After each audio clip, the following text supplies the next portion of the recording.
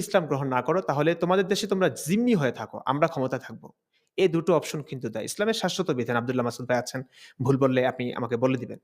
এক্ষেত্রে কোনো মতপার্থক্যও নেই। ইসলামের শাশ্বত বিধান হচ্ছে অমুসলিমদের কাছে গিয়ে তারা বলবে, "আসলিম তাসলাম।" তোমরা ইসলাম গ্রহণ করো, ১ম দাওয়াত, শান্তিতে থাকবে, তোমরা আমাদের ভাই, ভাই হয়ে যাবে। আর যদি ইসলাম গ্রহণ না করো, জোরপূর্বক তো ইসলাম গ্রহণ করানো যায় না। ঠিক আছে, তোমরা তোমাদের দেশে জিম্মি হয়ে থাকবে। কর দিয়ে থাকবে, আমরা ক্ষমতায় থাকবো। এ দুটো অপশন যদি কাফের মুশরিকরা না মানে, অমুসলিমরা না মানে, তখন তাদের সঙ্গে যুদ্ধ করা হয়। সেই যুদ্ধে প্রাপ্তবয়স্ক আ মা পুরুষদেরকে হত্যা করা হয় এবং তাদের অবলা, নারী এবং শিশুদেরকে বন্দী করে আনা হয়। এবং তাদের সম্পদগুলোকে ইসলামে গনিমতের মাল হিসেবে ভোগ করা হয়। নবীও ভোগ করেছেন, সাহাবায়ে কেরামও ভোগ করেছেন। এভাবেই ইসলাম প্রতিষ্ঠিত হয়েছে এবং ইসলাম সম্পদশালী হয়েছে।